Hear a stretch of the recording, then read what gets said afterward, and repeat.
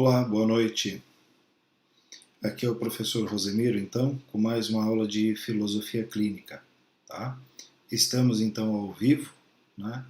E agora sim, disponíveis aí para a gente poder começar a aula e trabalhar os assuntos aí do dia. Temos então dois submodos para trabalhar no dia de hoje. Trabalharemos esquema resolutivo em direção ao desfecho. Antes de iniciar, como de costume, faremos a breve revisão do que a gente viu na aula anterior. Tá? Na aula anterior nós vimos dois submodos, o submodo em direção às sensações e o submodo em direção às ideias complexas. Esses dois submodos eles são entendidos habitualmente como dois submodos ligados ao sensorial e ao abstrato, especificamente falando do tópico 3 da estrutura de pensamento. Tá? O submodo em direção às sensações ele é habitualmente utilizado, entre outras coisas, para devolver à pessoa a corporeidade.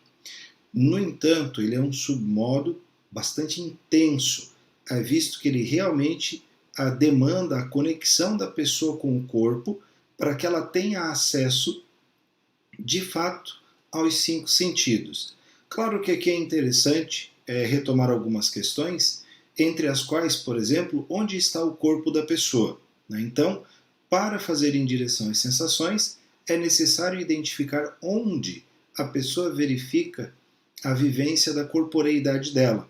Imagina, por exemplo, então, que eu preciso, para verificar a corporeidade da pessoa, verificar via historicidade onde ela está em inversão ou recíproca e onde ela vive os dados proprioceptivos das sensações, falando aqui bem especificamente dos 5 sentidos. A partir do momento, então, que eu identifiquei onde ela vive a corporeidade, eu posso, então, a partir dos dados presentes na história de vida dela, reconduzi-la à vivência do seu próprio corpo, ou seja, a vivenciar a sua corporeidade. Aqui é sempre importante ter claro que a vivência da corporeidade também está subordinada à historicidade. Por quê? Justamente porque para cada um a vivência dos 5 sentidos é diferente. Algumas pessoas são mais visuais, outras são mais auditivas, outras são gustativas, olfativas e assim por diante. Então, com qual é dos sentidos que a pessoa de fato convive melhor? Então eu vou perceber, por exemplo, que para algumas pessoas é o toque, ela precisa tocar as coisas para de fato poder viver as sensações. Outras precisam cheirar, outras precisam ouvir, enfim, aqui para cada um o reconduzir as sensações depende também de qual dos sentidos ela tem maior predisponência para isso. Outra questão também, não menos importante, para trazer a pessoa para as sensações. Quais são os elementos com os quais ela tem maior facilidade ou com que ela tem predisposição a, de fato, viver as sensações?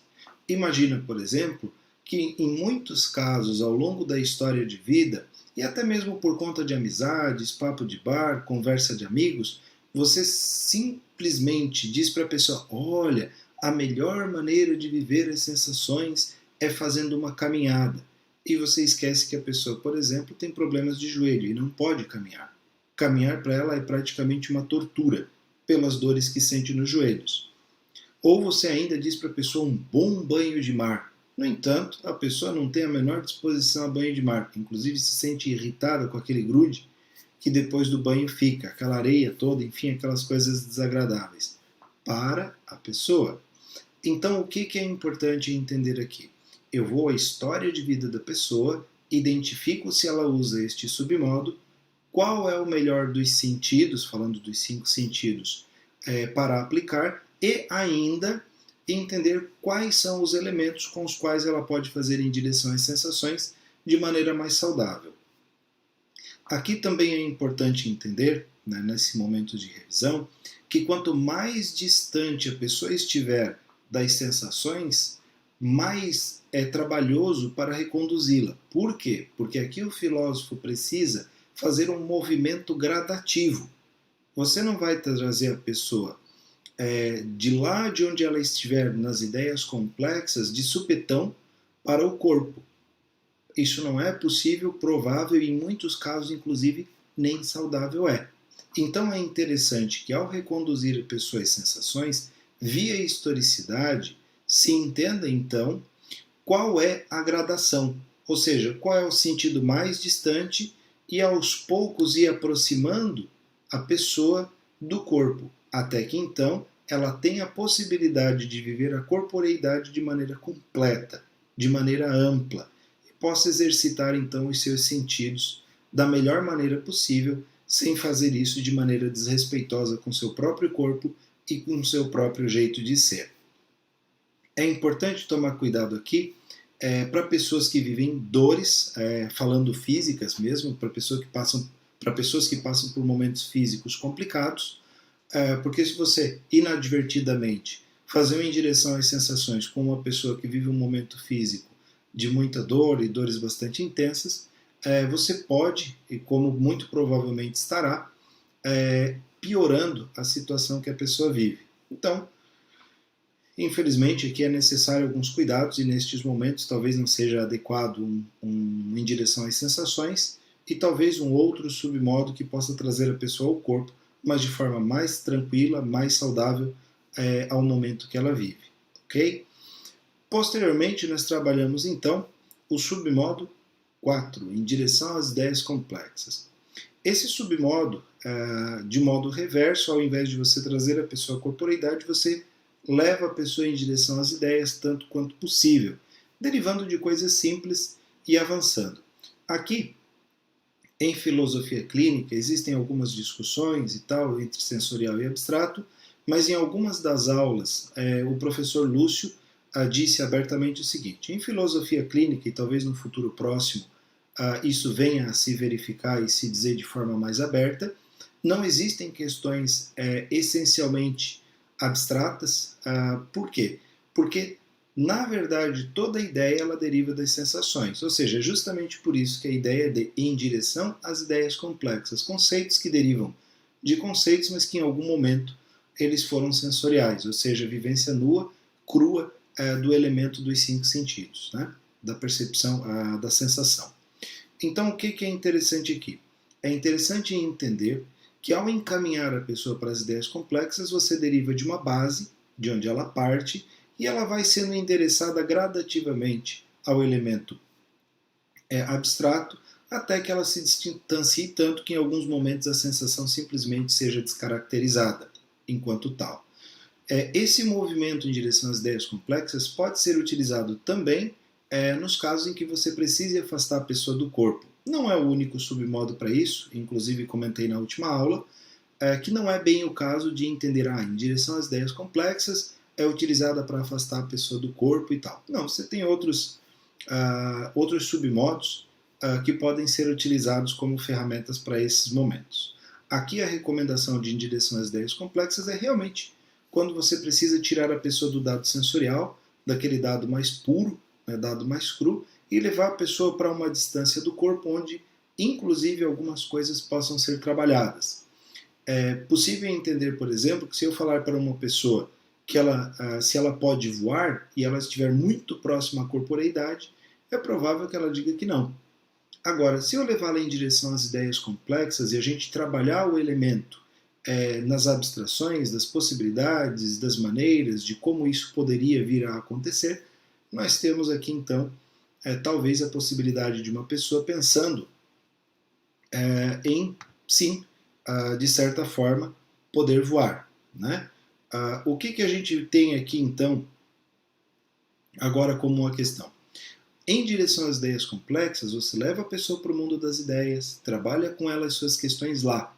Entre outras coisas, pode trabalhar o submodo esquema resolutivo, você pode trabalhar com ele roteirizar, você pode trabalhar com ele análise indireta, você pode trabalhar lá nas ideias complexas muitas questões, dados e elementos que diante das sensações, diante do elemento material, pouco possível seria de se trabalhar. Inclusive, para algumas pessoas, por exemplo, a materialidade é a impossibilidade dela de pensar de outra maneira. Ou seja, quando a pessoa se depara com o problema em si, com a questão ao qual ela está vivenciando, é pouco provável que ela pense na resolução ou em um outro encaminhamento qualquer. Agora, ao tirar a pessoa do momento e da sensação em si, eu coloco a pessoa num ambiente de uma distância tal do elemento que ela pode agora sim, de uma maneira bastante saudável, entrar em contato com as questões e aí então a resolver as questões lá nas ideias e de lá para cá fazer então este movimento, ok? Uma última recomendação ainda dada durante a aula e aqui obviamente como revisão, quando você faz em direção às ideias complexas, é importante e necessário que você faça também com a pessoa o retorno das ideias para cá, tomando o cuidado para não levar a pessoa às ideias complexas e deixá-la por lá. Esse caminho de ida e de volta, também aqui é necessário que o filósofo estude na historicidade da pessoa. Ele vai lá então nas abstrações, estuda como é que a pessoa vai às ideias, leva a pessoa para lá e depois traz a pessoa de volta à materialidade, ao elemento sensorial.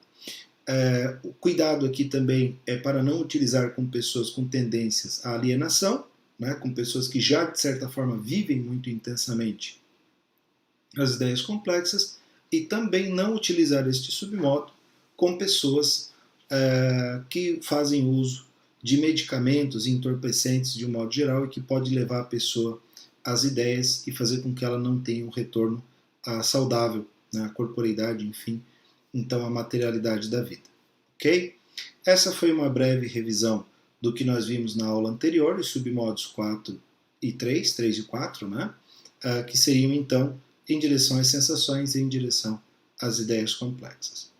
Agora nós avançamos para a aula de hoje, nós veremos dois importantes submodos para o momento que a gente vive, né? Aqui é até interessante comentar e meio que de certa forma deixar gravado, nós vivemos aí uma pandemia do tal do Covid-19, ou como bem propalado nas mídias e redes sociais e televisão, o novo coronavírus.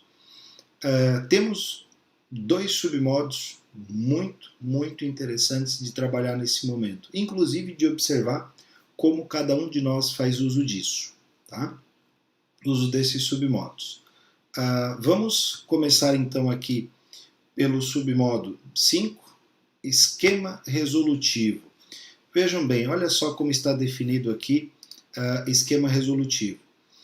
Definição: este submodo clinicamente serve para se obter as respostas resolutivas, para levar a pessoa a tomar uma decisão diante de perdas e ganhos colocados pela própria pessoa.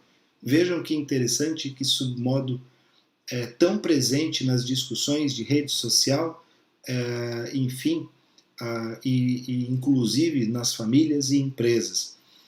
Hoje pela manhã ainda participava de uma discussão de um grupo de trabalho de uma das empresas que eu participo como consultor, e a questão era, nós vamos aí para uma perda de ganho econômico por parte das empresas, inclusive pessoas físicas, né, CNPJs e CPFs, onde as pessoas, por conta de uma quarentena ou de um confinamento, não podem sair para trabalhar, e as empresas aos poucos se veem obrigadas a reduzir a sua produção, e ao reduzir a produção elas têm dificuldades, e algumas delas bastante grandes, para saldar com seus compromissos, tanto com fornecedores quanto com os clientes. Do outro lado dessa discussão está a exposição das pessoas ao risco de vida ao contrair o Covid-19, né, ou o novo coronavírus. Vejam, aqui nós temos duas questões usualmente tomadas em discussões como pontos opostos da balança a ser equilibrada. Só que aqui o que falta? Qual é a questão a ser trabalhada em si? Porque quando se pega um esquema resolutivo, você tem uma proposição. A proposição é de fato aquilo que conduz o esquema resolutivo. Se você não tiver uma proposição, você fica com discussões separadas, uma opção ou outra opção. Olha que interessante.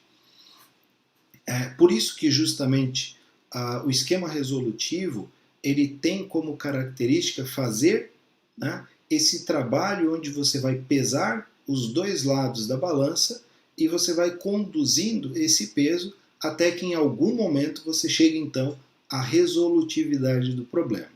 Olha só. Vamos conduzir aqui a questão. Como é que a gente identifica se a pessoa utiliza ou não? Aqui novamente a recomendação é: eu vou à história de vida da pessoa e eu entendo se ela usa ou não este submodo. Quando uma pessoa não utiliza esquema resolutivo, quando uma pessoa não tem abertura para o uso deste submodo, tanto para uso quanto para aprendizado, não é interessante trabalhar com a pessoa este submodo. Por quê? Primeiro, você está trabalhando uma ferramenta que ela não usa e você pode, inclusive, estar forçando um pouco as coisas de uma maneira, né, que ela, infelizmente, pode, em muitos casos, muito mais sofrer do que colher resultados disso. Enfim, em alguns casos, você ensinar a pessoa uma ferramenta que lhe faz mal é quase como sugerir a ela que tome veneno. Eu sei que isso pode parecer um pouquinho extremo, mas é o que de fato pode acabar acontecendo. Então, vamos à história de vida da pessoa, que é a base do trabalho de um filósofo clínico. Aí, ao longo da história, de sua história, aparecerão expressões como porque, em virtude de, por razão de, em consequência, como conclusão, enfim, nós vamos ver expressões que a pessoa indique de maneira bem clara e específica, tanto quanto possível. Óbvio que aqui, via historicidade, cada um com seu código linguístico vai nos dar o entendimento disso, e aqui também é preciso que o filósofo clínico tenha discernimento para não entender que para todas as expressões que conduzem ao entendimento de esquema resolutivo é igual. Cada um, via historicidade, tem o seu código, a sua forma linguística de denunciar o uso deste submodo. Como é que a gente utiliza? O que eu vou pontuar aqui, e mais para frente nos submodos vai ficar bem mais evidente, eu vou trabalhar isso de outra maneira, mas o que eu quero mostrar agora é assim, ó, este modelinho que está aqui, como usar, ele é um modelo didático. Como já comentado em outras aulas, nenhuma pessoa, a não ser obviamente depois de um estudo, de percepção ou tecnicamente falando, faz o uso exatamente do submodo da maneira como está aqui didaticamente explicada. Cada um tem a sua maneira de fazer esquemas resolutivos. É exatamente por isso que para cada um, via historicidade, a gente vai entender qual é a melhor maneira de conduzir. Caso contrário, eu podia pegar essa fórmula dada e dizer o seguinte: o fulano usa submodo, esquema resolutivo, então está feito. Eu vou aplicar com ele e eu vou obter resultado. Então eu aplico a fórmulazinha de esquema resolutivo para cada um e pronto, está tudo certo. Obviamente não é bem assim que funciona. Em filosofia clínica, a sugestão, antes de mais nada, é: vai na história de vida da pessoa e entende como é que a pessoa faz para ela, do jeito dela, e por isso aqui o nome é submodo informal. E aí, a partir, obviamente, do entendimento de como ela utiliza informalmente, eu vou aplicar a ela, obviamente aqui de uma maneira um tanto mais organizada e com um propósito clínico, de uma maneira que ela possa resolver ou encaminhar questões que ela tenha e que façam e necessitem do uso deste submodo. Ok? Então vamos lá. O esquema resolutivo obedece à sequência: questão a ser trabalhada. No momento que a gente vive, qual é de fato a questão a ser trabalhada? Se a gente pensar no momento que vivemos, nós temos uma discussão polarizada entre aqueles que defendem a vida dos CNPJs e o que seria o que o pessoal chama aí de confinamento vertical, que seria o isolamento de pessoas que seriam das idades de risco ou pessoas em situação de risco, e que o restante das pessoas voltasse de maneira obviamente cuidadosa, mas que voltasse ao trabalho. E do outro lado da discussão, pelo menos aí o que é acompanhado, as pessoas dizem confinamento total. E aí nós minimizamos o risco de uma pandemia no sentido de superlotar hospitais se nós não termos a possibilidade de tratar de maneira saudável todas as pessoas que precisarão de respiradores, medicamentos e atenção do sistema de saúde. Mas qual que é a questão em si, de fato, que não está sendo discutida? Porque qual é a questão a ser trabalhada? A questão é: as pessoas vão passar fome ou as pessoas vão morrer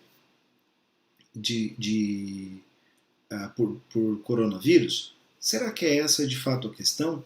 É muito interessante, quando se trabalha um esquema resolutivo, ter claro de fato qual é a questão que está sendo trabalhada. Tá?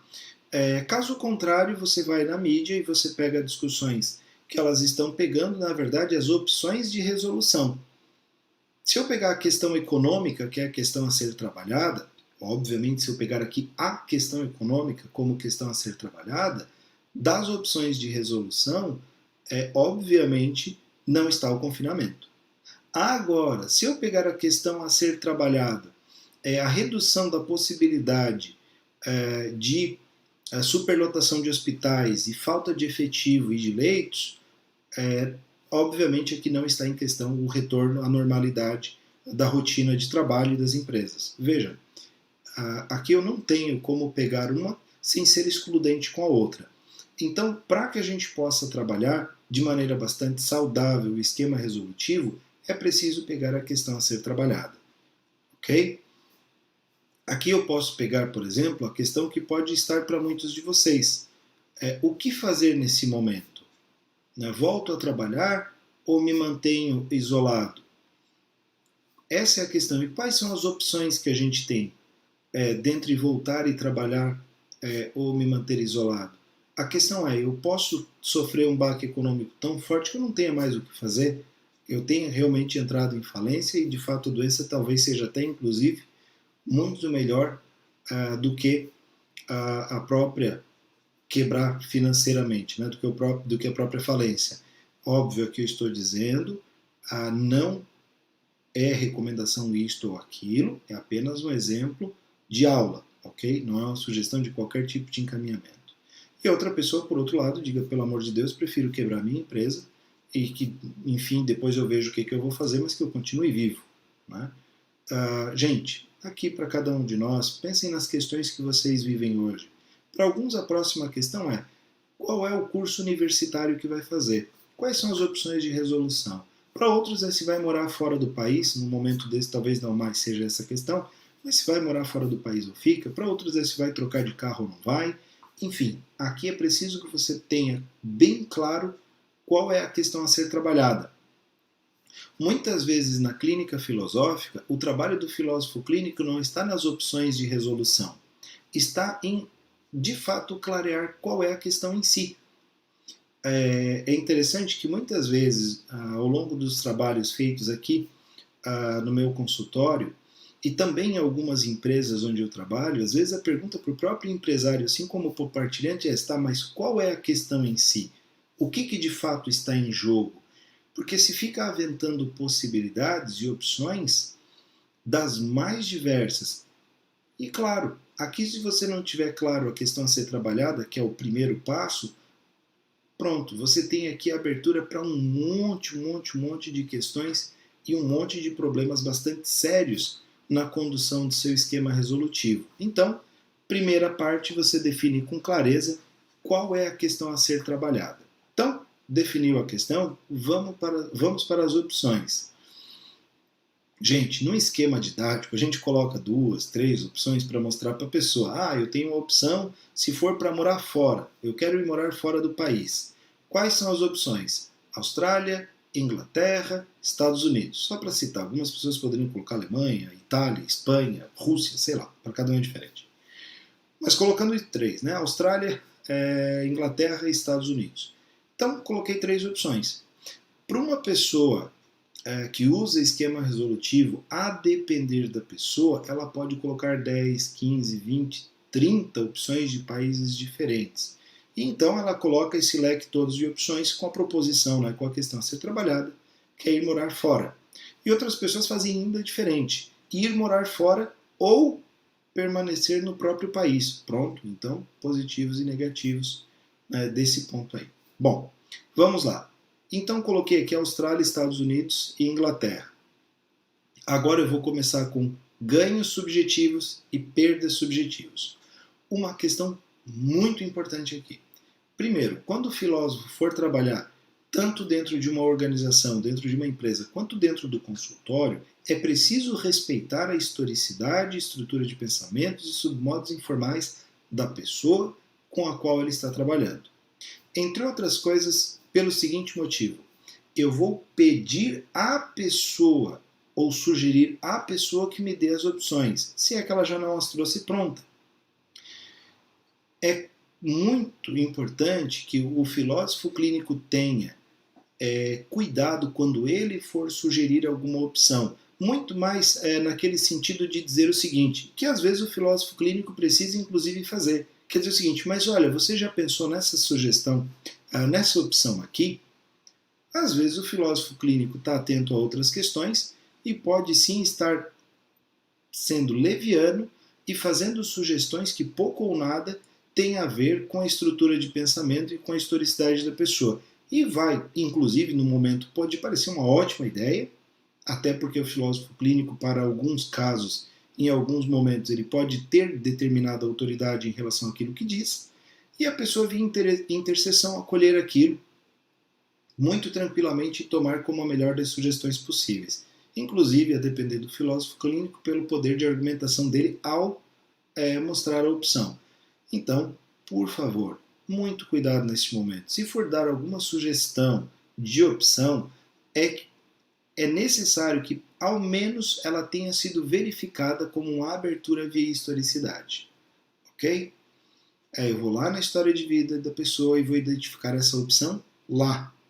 E a partir de lá, então, eu utilizo isso. Que aí, no caso aqui, eu já não estou mais utilizando o esquema resolutivo. Eu posso estar utilizando um submodo chamado intencionalidade dirigida, que, entre outras coisas, é a possibilidade de você dar conselho à pessoa, uma orientação a direcionar o foco dela de maneira mais específica. Porém, todavia, contudo, repito, com muito cuidado para que você não faça isso de maneira a alijar o processo de esquema resolutivo que é conduzido a partir da maneira e do funcionamento da própria pessoa. Então, elaborei a questão a ser trabalhada, identifiquei as opções com a pessoa, ou elaboramos juntas essas opções, e agora vou aos ganhos e perdas subjetivos. Por que é dito perda e ganho subjetivo? Gente, porque para cada um a conta é diferente. Não tem como eu dizer o que é perda para uma pessoa ser perda para outra também. Para algumas pessoas, o que é perda, para outras pode ser ganho. Imagina, por exemplo, se eu disser que para alguns ir para a Austrália é um país muito quente. É um país que tem lá os seus verões extremos, tem temperaturas muito fora do comum, e o sujeito diz, não, mas espera aí, isso para mim é bom. Eu gosto disso. E aí eu vou trabalhar com outro partilhante e diz, pelo amor de Deus, prefiro a Inglaterra com aquele friozinho, com aquela temperatura mais amena, inclusive com menos claridade. Me deixa muito mais propenso a estudar e tal do que estar na beira da praia. Se eu for para a Austrália, é beira de praia, eu quero estudar. Né? Então eu prefiro a Inglaterra. Vejam, aqui, sempre que você for trabalhar com a pessoa ganhos e perdas subjetivas, bem como trabalhar as opções, é interessante que você procure avançar com a pessoa e puxar por ela para que ela te dê a maior quantidade possível de opções, bem como, em cima de cada uma das opções, ela dê ganhos e perdas subjetivos consistentes. Se a pessoa não trabalhar perdas e ganhos de maneira consistente, ela pode fazer do filósofo clínico alguém com quem ela está fazendo venda persuasiva. Ela já veio tendenciosa com o esquema resolutivo mais ou menos pronto, e que é apenas a anuência do filósofo clínico para aquilo que ela já encerrou.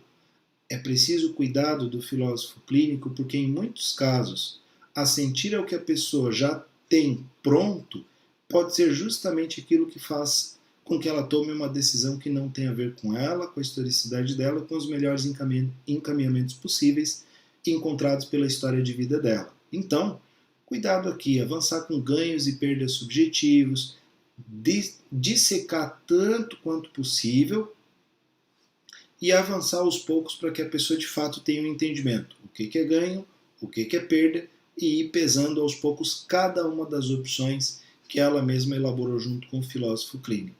Ok? Aqui, pessoal, é interessante também entender, mas de onde que vêm os ganhos e perdas? É natural entender que via historicidade você vai ver tópicos que denunciam ganhos e tópicos que denunciam perdas. Para algumas pessoas, um esquema resolutivo ele só pode ser conduzido se não houver perdas afetivas. Ou seja, a pessoa conduz o esquema resolutivo desde que não exista uma perda afetiva qualquer ao longo do caminho. Ou seja, imagine um sujeito que vai fazer qualquer conta, qualquer esquema resolutivo, desde que no final da conta ele não possa ter atrito com os filhos, ou atrito com o esposo, ou atrito com um amigo. Nestes casos, inclusive, a pessoa pode bloquear o esquema resolutivo e simplesmente travar. E aí ela pode continuar gerando novas opções e novos pontos, novos ganhos e perdas subjetivas, até que surja uma opção em que ela consiga conduzir a resolutividade da questão que ela colocou como questão a ser trabalhada, né? E então não venha a ter atrito com as pessoas. Olha que interessante. O que eu quero dizer aqui é que o esquema resolutivo ele tem como característica a racionalidade. Para pessoas, e aqui logo abaixo já está a orientação e justificativa, mas faz sentido já anunciar aqui que eu preciso entender que, se eu for conduzir o esquema resolutivo com a pessoa, eu preciso entender o que, ou quais são os elementos provenientes dos tópicos lá da estrutura de pensamento podem falsear ou, inclusive, inviabilizar a aplicação de um esquema resolutivo com a pessoa. Algumas pessoas fazem esquemas resolutivos maravilhosos via interseção de EPs. Sozinhas não fazem, não conseguem, tá bom? Bom, vamos lá. Então eu vi as perdas e ganhos do meu esquema resolutivo. Olha, se os ganhos são maiores que as perdas, opção validada. Aqui, da Austrália, da Inglaterra e dos Estados Unidos, o que tiver os ganhos maiores que as perdas é validado. Se os ganhos são menores que as perdas, a opção é cancelada. E aí você vai cancelando ou validando cada uma das opções. E aí, no final da história, em alguns casos, nem todos, a pessoa vê a possibilidade de integrar as opções válidas. Ou seja, dos Estados Unidos, da Inglaterra e da Austrália, a pessoa validou Estados Unidos e Inglaterra. Aqui ela pode, ao invés de dizer ou esse, ela pode dizer o seguinte: não, eu vou fazer de uma escola que tem a possibilidade de eu passar um período nos Estados Unidos e outro período na Inglaterra dentro do mesmo intercâmbio, ou seja, dentro de um mesmo pacote. Vejam, é possível? Sim, é. Algumas pessoas, quando tem mais de uma opção válida, ela vai tentar manobrar de uma maneira a poder compor, ou seja, não perder nenhum dos dois, ou, como diria de um modo mais saudável, tentar ter o melhor dos dois mundos para validar as duas opções e conviver com as duas, né? Ou conseguir as duas. Ok? Bom, recomendações. A pessoa precisa ou deve ser muito lógica, ou seja, deve ser muito racional. E aí, novamente aqui eu faço uma pergunta, e é uma pergunta muito importante.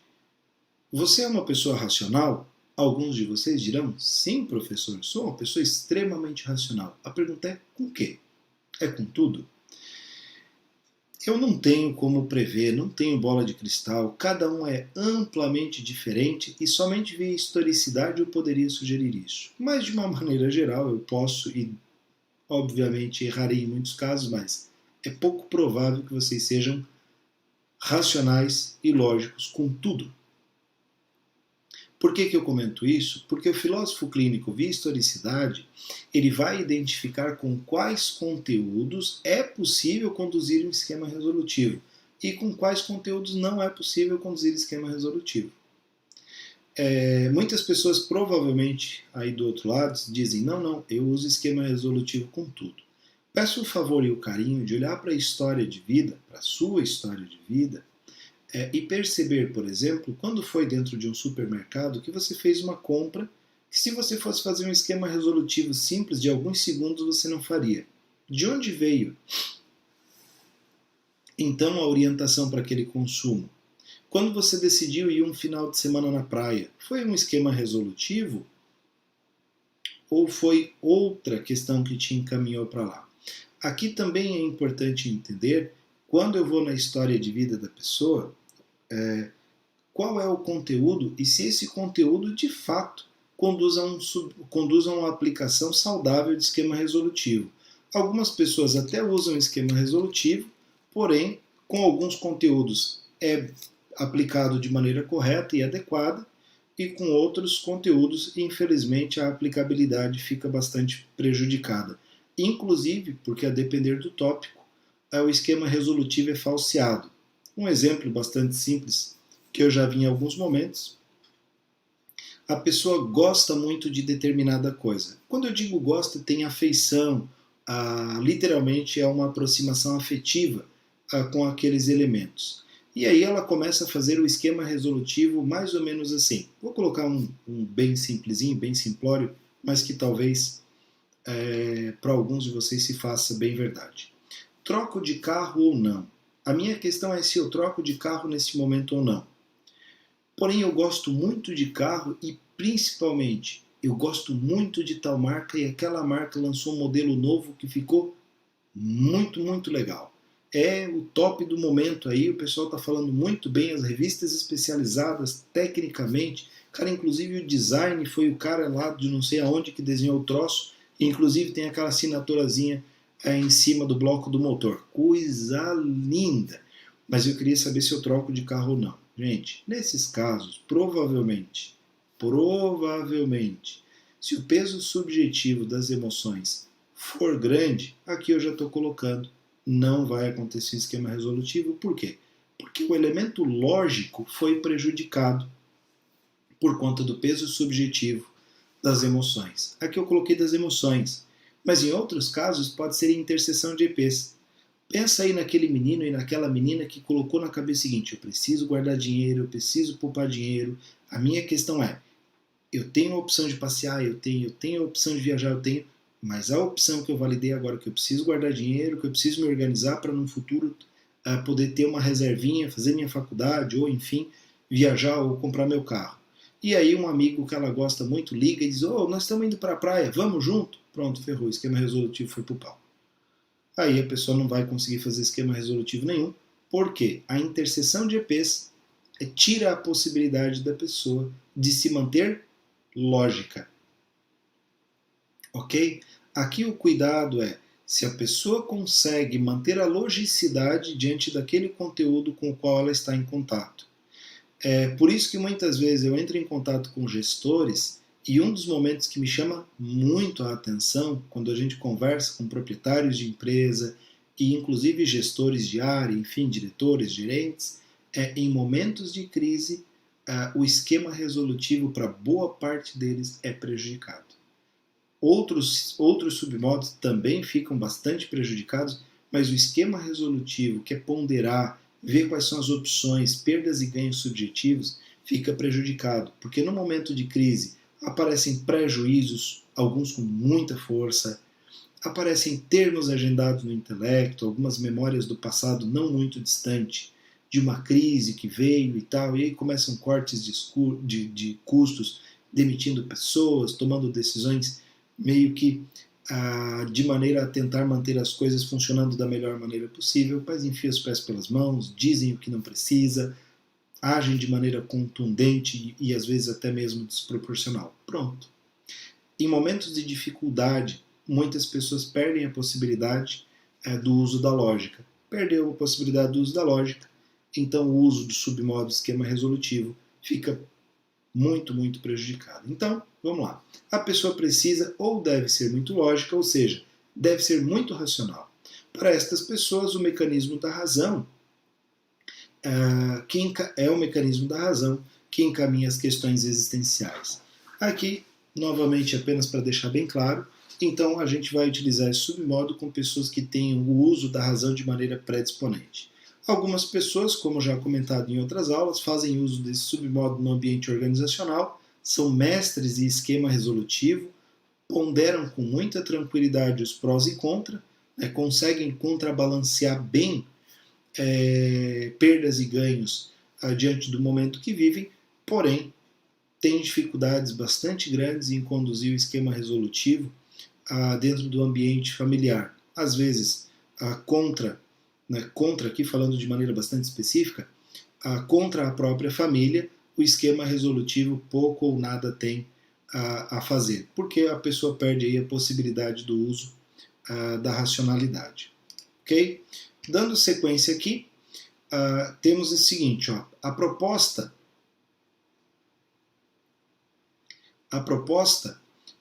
é o objeto ao qual a pessoa estarei atento. O que eu preciso olhar com carinho aqui? De fato, qual é a proposta? O que a pessoa quer? É trocar de casa? Comprar uma casa? É fazer a faculdade? É comprar ou trocar um veículo? É fazer uma viagem? É empreender? Qual que é a proposta? Então, a proposta é o objeto ao qual eu estarei atento. Ou seja, a pessoa vai me propor alguma coisa e a partir disso o meu foco é, beleza, esta é a proposição. Quais são as opções que ela vai me ponderar e a partir dali nós vamos conduzir. Como eu comentei já no início, se eu não tiver a proposta clara, eu posso me enredar junto com a pessoa em opções e opções e opções e opções e ainda posteriormente disso começar com perdas e ganhos subjetivos em cada uma das opções. Essa clínica vai virar um troço imenso e nós não chegaremos a uma resolutividade, porque a proposta, que é o ponto a partir do qual o esquema resolutivo se origina, infelizmente não está claro. Ok? Como comentado anteriormente, em alguns casos a pessoa já vem para o consultório com o esquema resolutivo praticamente pronto, com as opções e as perdas e ganhos subjetivos. O que ela não conseguiu definir é qual é a proposição, ou seja, qual que é a proposta em si. Como diz uma frasezinha que até pouco tempo atrás rolava na televisão, o que muda, o que movimenta o mundo não são as respostas, mas são as perguntas. Algumas pessoas já se responderam tudo, só falta a primeira pergunta. Qual é a questão? Qual é a proposta? Então é interessante que a gente tenha isso claro. Tá, mas então o professor está dizendo que algumas pessoas fazem o esquema resolutivo do pé para a ponta, ou seja, começa pelo fim e vem para o começo? Sim, é possível que algumas pessoas dizem, eu quero ir para a Alemanha. E aí ela coloca pesos e ganhos subjetivos. E aí ela coloca quais são as opções entre a Alemanha e qualquer outra coisa. E aí ela coloca então, eu quero ir para a Alemanha. Vejam, olha que interessante, a pessoa começou de lá. Ela começou do fim e vai trazendo então até a proposta. Como comentado também, não há um modelo didático correto ou errado. Cada um tem o seu jeito de fazer. Aqui o que eu preciso verificar via historicidade é a producência disso. Muitas pessoas, quando entram em esquemas resolutivos, são contraproducentes, porque elas começam a colocar diversas opções e as opções são para aquilo que ela quer e não é para a proposta. Ou seja, aqui a pessoa perde a lógica porque ela coloca o esquema resolutivo diante de um objetivo e não diante de uma proposição. Ou seja, a busca ela acaba muitas vezes desorientando ou fazendo com que o esquema resolutivo não seja feito da melhor maneira possível. E, inclusive, também mascarando perdas e ganhos subjetivos. Ok? Vamos definir sempre e com clareza qual que é a proposta, qual que é a proposição a partir do esquema resolutivo está sendo trabalhado. Quando surgem esquemas resolutivos na história de vida de vocês, eles vêm de onde? Vêm de interseção de EPs? Vêm de como o mundo parece? Vêm das buscas? Vêm das emoções? É interessante perceber que algumas pessoas têm muita objetividade e conseguem sim ser racionais com questões afetivas. Eu ainda hoje pela manhã conversava com um gestor e ele dizia o seguinte, é o medo que comanda o mundo. É o medo que orienta as coisas. Vejam, para ele qualquer esquema resolutivo tem como base o medo. Ou seja, então na verdade é um esquema resolutivo falseado porque as opções são entre você respeitar o que o teu medo te diz e você dar sequência de fato lógico e racional nas opções que se apresentaram, fazer, enfim, perdas e ganhos e quem sabe no final fazer a composição disso tudo. É importante tomar cuidado, para cada um é diferente. Claro, para algumas pessoas o medo pode, mas para outras pessoas não. Outras pessoas a racionalidade, ela consegue sim ter conhecimento das emoções e trabalhar com as emoções em nível racional. Ok? Dando sequência aqui, as opções são caminhos possíveis? Olha que coisa interessante. O filósofo clínico precisa estar atento porque algumas pessoas elas geram opções não viáveis, inclusive como uma maneira de retardar a conclusão. Olha que interessante, uma pessoa tem diversas opções para conduzir determinado assunto, ok? Aí ela coloca lá, determinado assunto seria trocar de carro. E aí ela coloca entre as opções, comprar um BMW. Mas espera aí, o sujeito sequer tem dinheiro para isso. Recurso financeiro ou ganho financeiro que justifique ter como opção comprar a tal da BMW. Mas como que ele colocou isso?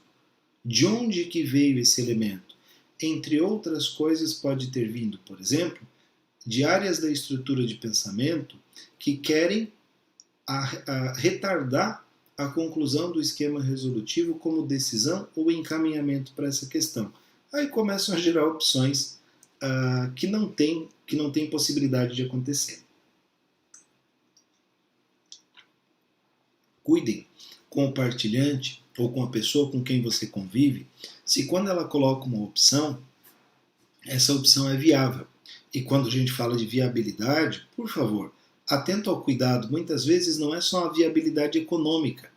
Imagina, por exemplo, que eu estou falando de uma pessoa que tem sim recurso financeiro para isso, mas tem um medo lascado de sequestro, de riscos sociais por conta de ter um patrimônio de alto valor agregado rodando por aí. E aí ela coloca entre as opções comprar uma BMW. Via historicidade, você já sabe que isso não é um caminho possível. Cuidado aqui. Novamente, reitero, para cada um é diferente. Então, a viabilidade ou não da opção tem que ser verificada via historicidade, ok? Muitas vezes a pessoa pode se colocar isso não só para travar um objetivo, mas pode se colocar isso porque de fato ela acha que é uma opção, ela acha que é viável. No entanto, o filósofo clínico, trabalhando com a pessoa, ele vai precisar trabalhar com ela e mostrar para ela que essa opção não é viável. Ou seja, conduzir junto com a pessoa o entendimento de cada uma das opções e da viabilidade delas. Tá, mas quantas opções então a pessoa pode colocar? Para cada uma diferente. Mas é possível e também necessário tomar cuidado para que não se tenha tantas opções que a pessoa não tenha de fato uma opção viável, viável não que ela não se ache dentro daquilo tudo e vá indefinidamente colocando opções, ok? Então, via historicidade, eu vejo quais são as opções e vejo também a viabilidade dessas opções. Aqui o que eu quero dizer, como última questão ainda para essa parte, o que eu estou dizendo tomem cuidado, porque a viabilidade é a viabilidade para a pessoa e não a viabilidade prática. Às vezes tem viabilidade prática, mas para a pessoa não tem. Ou seja, como sujeito, como subjetividade, não é possível e não é viável que a pessoa coloque aquela opção e inclusive perdas e ganhos para ela. Se a gente deixar isso acontecer, nós podemos estar conduzindo a pessoa para um beco sem saída. E aí, não é legal. Aqui, eu posso citar um dos exemplos com os quais eu trabalhei e trabalho em alguns lugares. Em algumas empresas, por exemplo, uma das maneiras de resolver o problema da empresa pode ser para o gestor desligar um filho, desligar um parente, desligar uma pessoa com a qual ele tem um ótimo relacionamento. Às vezes a pessoa coloca isso como uma das opções para garantir redução de custo, ou para garantir melhora financeira, ou melhor desempenho, ou qualquer outra coisa. Infelizmente, quando a pessoa propõe isso, vai lá na historicidade dela e vê se essa opção é viável. Às vezes não é um caminho possível, ok? Porque simplesmente ela não vai passar por cima de uma interseção de IPs, ou dos seus valores, ou de qualquer outra coisa para isso. Ok? Pensem nos esquemas resolutivos que vocês conduzem. Quando você se dá conta de que está diante de uma coisa e precisa pesar os prós e contras, como é que você faz? Você leva em conta o seu jeito ou você leva em conta o que o outro quer? Os desejos e sonhos das outras pessoas? Ou você leva em conta como o mundo parece, o que os outros estão fazendo? Aqui, ainda que pareça pouco producente, no momento que a gente vive, quando cada um vem conduzindo os seus esquemas resolutivos, e obviamente o acompanhamento é muito pobre em se tratando de WhatsApp e outras redes sociais, normalmente cada um se encastela no seu mundinho e faz um esquema resolutivo a partir da sua realidade, a partir das suas coisas. Ou seja, aqui cada um se agarra ao seu Protágoras e diz: isso é assim para mim. No entanto, novamente nós temos aquela questão: isso é assim para mim, mas tem que ser para todo mundo. Porque se não for assim para todo mundo, não vale. Gente, um pouco de cuidado com isso. Um pouco de cuidado com respostas que sejam válidas universalmente em um momento em que discussões muito mais sérias e discussões muito mais interessantes, aqui falando do nível técnico, filosófico, ético, moral, são discussões que estão sendo desenvolvidas em diversos lugares.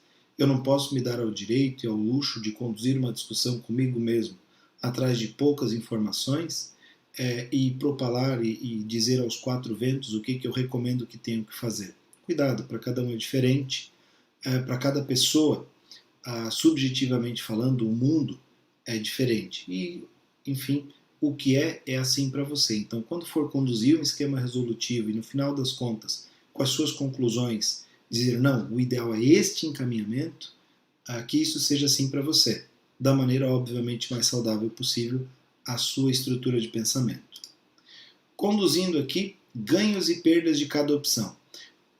Ganhos e perdas de cada opção são trabalhados pelo filósofo clínico de maneira que a pessoa, de fato, tenha opções de perda e de ganho. É pouco provável que alguma coisa tenha só ganhos e alguma coisa tenha só perdas. Ok? Aquilo que a pessoa apresentar, procure tanto quanto possível fazer perdas e ganhos. Em alguns casos, o pessoal pergunta, tá, mas olha só, professor, o filósofo ou o sujeito que está do outro lado pode fazer meio que o advogado do diabo, então, a colocar perdas quando a pessoa não está vendo? Porque aqui, em alguns casos, a pessoa, falseando um esquema resolutivo, sim, ela pode acabar colocando só os ganhos e, inclusive, endereçar essa questão de uma maneira que seja melhor a ela, né? Porque ela já fez todo o esquema resolutivo e, na medida do possível, ela já está tentando conduzir aquilo para aquilo que ela já queria. Ela colocou, então, ali a questão dela e desenvolveu toda a questão em cima de um ganho que ela já entendia que teria. Sim, o filósofo pode, sim, meio que em alguns casos, fazer o advogado do diabo e propor para a pessoa outros pontos de vista que até então ela não teve. Qual é o X da questão aqui? Qual que é o cuidado que ele precisa ter? Esses contras que ele propor como perdas subjetivas para a opção levantada pelo partilhante precisam estar adequados à historicidade da pessoa, ok? Caso contrário, o filósofo clínico pode estar sugerindo à pessoa perdas que talvez subjetivamente a ela também possam ser ganhos, ok? Tomem sempre esse cuidado. Aqui eu reitero e retomo e digo de novo, toda a base para a condução disso é a história de vida da pessoa. Por que a gente fala perdas e ganhos subjetivos? Porque é para a pessoa. Então eu preciso de fato verificar na história de vida dela o que é uma perda e o que é um ganho, para cada uma das opções. Em outros casos eu vou fazer justamente o contrário, como filósofo clínico eu vou dizer, mas você esqueceu que você está ganhando? Isso. Também vale, e aqui eu não seria o advogado do diabo, aqui eu estou fazendo então o advogado do céu, né, advogado de Deus, enfim, porque na verdade na condução o filósofo clínico via intercessão caminha junto com a pessoa Não é ele que diz o caminho, ele caminha com ela e procura alertá-la das perdas e ganhos, aqui falando obviamente do esquema resolutivo, das perdas e ganhos que ela pode ter quando trabalhando aquela opção. O filósofo clínico, nessas perdas e ganhos, quando é que ele encerra isso? Né? Porque aqui também nós temos uma questão, se eu for colocar perda e ganho para uma opção, para algumas pessoas isso é um pouco mais pobre, um pouco mais enxuto, mas outras pessoas vêm com muitas perdas e ganhos e vão colocando e colocando e colocando, e isso pode se tornar razoavelmente longo, em alguns casos, inclusive, perder o foco e orientação da clínica e a pessoa se perder nisso, né? Então, cuidado aqui, quando o filósofo clínico entender pela quantidade, pela qualidade dos ganhos e perdas subjetivos, que já é o suficiente, conduzir a pessoa ao fechamento. E aí então abrir uma nova opção e nesta nova opção novamente as perdas e ganhos, ok? Caso contrário, o filósofo clínico pode perder um pouquinho a mão disso. Aqui o que eu estou sugerindo já é o uso do próximo submodo, que seria em direção ao desfecho, né? Você conduz a pessoa ao desfecho, então, para findar essa opção com perdas e ganhos, e se ela foi validada pelos ganhos subjetivos ou se ela foi invalidada por ter mais perdas subjetivas. Continuando, aqui a questão anterior, como colocado, a opção com maior ganho subjetivo será validada. E agora? Como é que eu faço com isso? A pessoa chegou, então ela conduziu e validou. Isso quer dizer que vai ter um desfecho? Algumas vezes a pessoa só precisa do esquema resolutivo. Algumas pessoas ela só precisa terminar o esquema resolutivo. Não quer dizer que isso vai gerar uma atitude prática. Eu já vi esquemas resolutivos, por exemplo, isso me aconteceu há algum tempo atrás, em que a pessoa se colocava como esquema resolutivo sair ou não da empresa que estava. E aí colocava as opções, ganhos e perdas, tal. Só que quando a pessoa terminou e ela chegou ao fim, e o fim do esquema resolutivo era que ela deveria sair da empresa, ou que ela poderia sair da empresa, ir para o mercado e teria oportunidades, ela ficou tranquila dizendo o seguinte: pá, que legal, eu tenho outras opções, são opções viáveis, e eu tenho como então ir para o mercado. Bom, aí quando ela entendeu que ela tinha opções, quando ela entendeu que ela podia ir para outros lugares, ela disse: bom, mas eu quero permanecer por aqui. Vejam, a condução do esquema resolutivo deu à pessoa a possibilidade de decidir, deu a opção, deu a possibilidade de a pessoa optar, e ao ela poder optar, então ela faz a escolha e permanece onde está. Legal, né? Vejam, essa é uma das coisas que em muitos casos a gente vai entender que a beleza da filosofia clínica é que você trabalha com a pessoa, você caminha com a pessoa, e à medida que você desenvolve a caminhada, muito daquilo que você entendia impossível pode se tornar possível. Inclusive aqui, claro, o cuidado que a gente tem é o seguinte: vai ser a história de vida da pessoa e você vai ver o quanto de fato que é saudável e recomendado você trabalhar com a pessoa e você encaminhar com a pessoa aquele submodo e inclusive a resolutividade. Aqui, pessoal, a opção, as opções com maior ganho subjetivo são validadas. E quando não são validadas? Bom, na maior parte dos casos, quando não são validadas, é descartada. Algumas pessoas, quando uma opção tem maior perda do que ganho, podem gerar rescaldo, a pessoa pode ficar: mas por quê? Pô, será que não podia ver isso diferente? Será que eu não podia não sei o quê? Para cada um, segue aqui uma regra única, mas geralmente quando os ganhos subjetivos são maiores, a pessoa valida, e quando as perdas são maiores, a pessoa descarta a opção. Olha só um exemplo aqui bem bonitinho e bem didático de como é que funciona aqui. Claro, utilizando aí algo que nos diz respeito e algo que é muito mais válido, e que está aí muito dentro do nosso dia a dia. Olha só como é que acontece aqui, ó. Vamos lá. Então, a pessoa coloca aqui, ó: quero estudar a filosofia clínica, né? Como proposição, está aqui o norte, está aqui o mote do que a gente vai conduzir.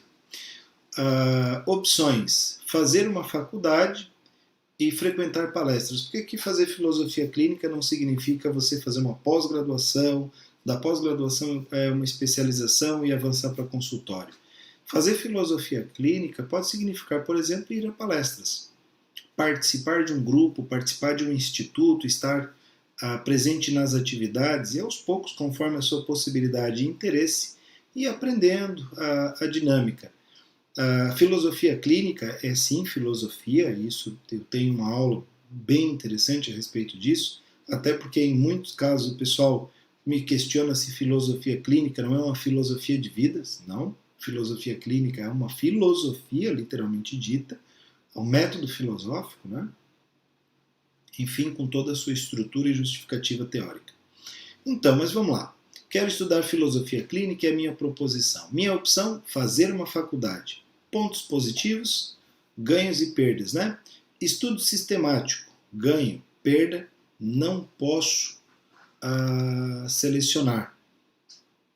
Ou seja, eu não tenho como selecionar conteúdo, não posso ver o que eu quero, tenho que ver tudo. Para algumas pessoas isso é uma perda.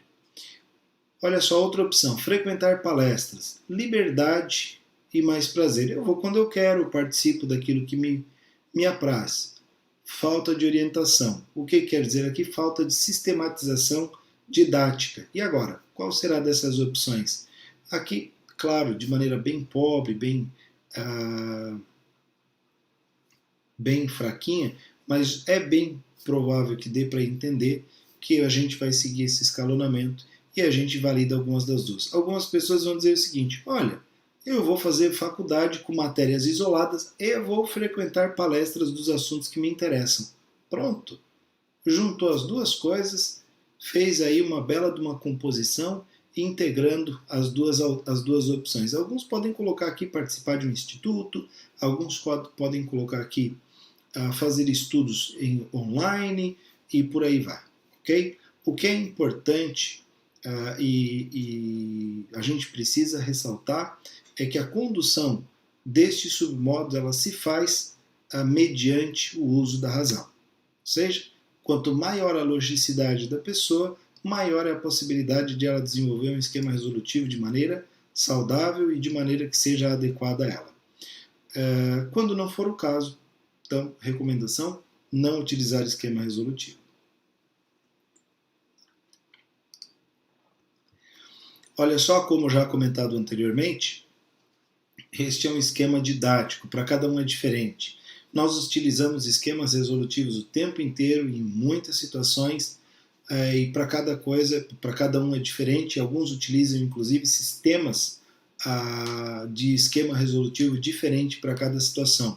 Para alguns, esquemas resolutivos no trabalho de um jeito, em casa de outro, com os amigos é de outro. Para algumas pessoas, esquemas resolutivos com questões práticas é de um jeito, com questões afetivas ou, enfim, é de outra maneira e por aí vai, ok?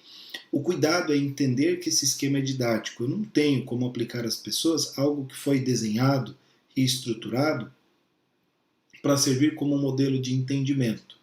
Aqui a minha aplicação, o meu jeito de utilizar o submodo esquema resolutivo está subordinado, literalmente esta palavra, está subordinado ao jeito da pessoa de fazê-lo. Aí eu verei qual é a melhor maneira possível, encaminharei com a pessoa e, obviamente, colheremos o resultado ao longo dos encaminhamentos.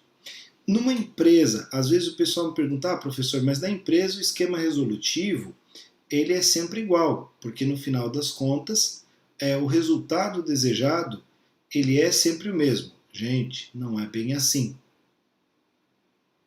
De modo algum eu posso dizer que em qualquer ambiente seja falseado e eu tenha já aqui uma condição a priori, né, em que eu diga tal esquema é aplicado aqui, não é ali ou é assim. Não, aqui é depender inclusive do ambiente organizacional que a gente está, o esquema resolutivo ele é aplicado diferente. E é possível e interessante entender que em algumas organizações o esquematismo ele não é bem utilizado, e inclusive não é utilizado. Por quê? Em algumas organizações os esquematismos, ou seja, a logicidade não é determinante, não tem peso subjetivo que justifique o uso de um esquema resolutivo. E aí você pode perguntar, tá, professor, mas numa empresa que não usa esquema resolutivo, como é que o povo toma a decisão? Gente, para isso existem outras ferramentas, existem outros submodos que podem ser utilizados e que serão explicados ao longo das próximas aulas. Se a gente pegar aqui, alguns, por exemplo, vão usar intencionalidade dirigida, tomam decisão com base em conselhos. Outros ainda tomam decisões, por exemplo, com base em roteirizar. E às vezes são as melhores decisões. Esquemas resolutivos são tortos e muitas vezes muito mal conduzidos. Então é importante eu entender que o esquema é didático e ele é aplicado a partir da historicidade da pessoa. E aí, findando, eu acho aqui já essa parte, após a validação, podem surgir outras questões. Aqui é importante eu tomar um cuidado, que é um cuidado muito sugerido ao longo das aulas. Se eu, ao longo das aulas não, desculpem, se eu, ao longo da clínica filosófica, conduzir com o meu partilhante resolução de assuntos imediatos, sim, eu posso incorrer no que está aqui, que é justamente entrar numa questão, validar uma questão, chegar à resolutividade e desta outra questão surgir, não como assunto último, mas como mais um sintoma. Ou seja, eu trabalhei um assunto imediato, sintomático, e aí eu vou paulatinamente estar trabalhando outros sintomas. Cuidado aqui, quando for trabalhar esquema resolutivo, não faz isso lá nas primeiras consultas, não vai tentar conduzir de maneira apressada, dizendo, olha, isso é um esquema resolutivo. O que eu preciso fazer é, qual é a proposição, as opções, ganhos e perdas. Não. Calma lá. Faz bem feitinho o assunto imediato, entende de fato qual é a questão, que pode sim, inclusive, ser uma questão que anuncie a necessidade de um esquema resolutivo, porém, via historicidade, você vai entender se é de fato ou não este submodo que você vai trabalhar, ok? Caso contrário, você pode estar anunciando aí um esquema resolutivo como o uso do submodo, e a historicidade que veria na sequência está dizendo o seguinte, olha, legal, é um submodo, é possível que a pessoa utilize, no entanto, para esta questão, ela está tentando utilizar uma ferramenta que não é válida. Ok? Aqui tem uma pergunta que o professor Lúcio faz, que eu muitas vezes não faço, acabo pulando, mas enfim, neste caso eu vou fazer. O que levaria, por exemplo, uma pessoa que já usa esquema resolutivo, isso nós verificamos via historicidade, o que levaria uma pessoa que já usa esquema resolutivo para o consultório? Ela já usa esquema resolutivo? Por motivos bastante simples. Às vezes a pessoa precisa, pelo assunto em que ela entrou, pelo momento que ela vive, de ajuda de alguém para utilizar uma ferramenta que sozinha ela já utiliza. Ok? É como cada um de vocês, que às vezes num momento de dificuldade não consegue fazer coisas que habitualmente faria. Ok? A debilidade, o momento de dificuldade, de falta de clareza, pode fazer com que a pessoa não consiga usar sozinha algo que habitualmente ela utilizaria. No caso aqui, o submodo esquema resolutivo. Pensando no caso de cada um de vocês, ficar em casa ou não, trabalhar ou não, qual é o assunto do qual nós estamos falando? É uma crise econômica? É uma crise de saúde pública? Pensem bem qual é a questão que nós estamos vivendo. E talvez aqui nós estejamos baseando toda a nossa discussão e os pontos positivos e negativos em cima de uma discussão já polarizada e não temos a questão com clareza. E por último aqui, sim, caso o esquema resolutivo se finde e surjam novas questões, o filósofo clínico vai novamente abrir junto com o partilhante outras opções, destas opções, ganhos e perdas subjetivos, possibilidade de integração e fechamento então, e assim consequentemente, ok? Todos os cuidados aqui já recomendados, via historicidade, o entendimento da producência e da possibilidade de uso, ok? E, por favor, não utilizem se esse submodo não faz sentido à pessoa. Você pode estar simplesmente desrespeitando o jeito de ser da pessoa, enfim, o funcionamento da estrutura de pensamento dela. Ok? E aqui, ó, de modo geral, os esquemas se apresentam, ó, um esquematismo rígido para quase todas as coisas. Aqui, obviamente, eu estou falando de pessoas que têm o mesmo esquema para tudo. B, alguns esquematismos para quase todas as coisas, ou seja, a pessoa pode variar. Esquematismos próprios de cada coisa, pessoas bastante... Aqui, na verdade, são pessoas com possibilidades, inclusive flexibilidade lógica maior. E D, ausência de esquematismo identificável, algo raríssimo. Aqui é muito difícil a gente não identificar qual é o esquema que a pessoa utiliza. De um modo geral, nós temos uma ideia, ou pelo menos uma aproximação de qual é o modelo da pessoa. Não ter nenhum tipo de esquema, ou não realmente ter a ausência de esquema, bem pouco provável. Ok? Aqui ó, um esquema resolutivo pode esconder coisas graves. Sim, pode esconder coisas bastante graves. Algumas pessoas, por exemplo, podem, em muitos casos inclusive, vão elaborar esquemas resolutivos para não trabalhar assuntos últimos. E se o filósofo clínico não tiver cuidado, ele vai entrar nesta. Imagina, por exemplo, que alguém está fazendo um esquema resolutivo se ele se separa ou não. Porém, o assunto último é que ele não está confortável em comentar com a esposa, com a família, de que a empresa está quebrada. E aí o esquema resolutivo dele é sobre se mantém ou não o relacionamento. Olha que interessante. Como assim? Gente, pensem, algumas pessoas colocam uma proposição e opções para coisas para não ter que lidar com outras. Algumas pessoas fizeram isso e fazem de maneira muito hábil. E em alguns casos o filósofo clínico pode ser também enganado dentro dessa condição. O cuidado aqui precisa sempre ser redobrado. Ok?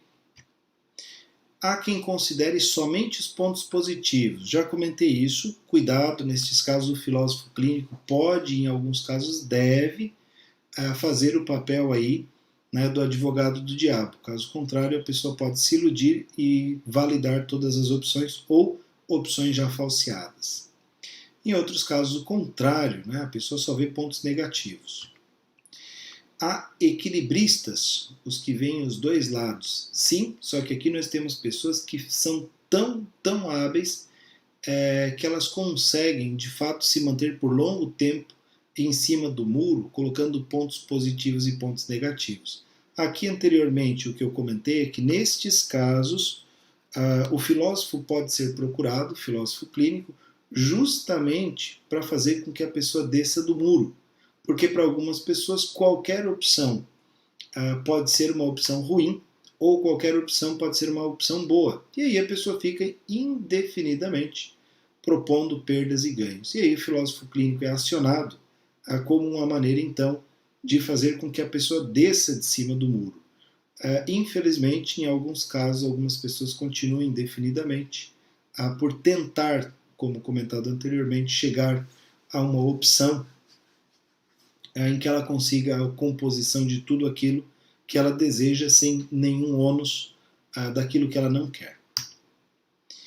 Olha só, há os que integram as opções de tal jeito que estragam o trabalho de elaboração do esquema. Ou seja, há pessoas que fazem esquemas fantásticos e no final, na hora de compor, fazem mais ou menos como diz a imagem. O sujeito fecha uma porta e faz uma escada que vai para lugar algum. Quantos de nós elaboram esquemas resolutivos e na hora da composição é que estragam? O sujeito fez um esquema resolutivo entre uma opção de estar com uma pessoa ou com outra.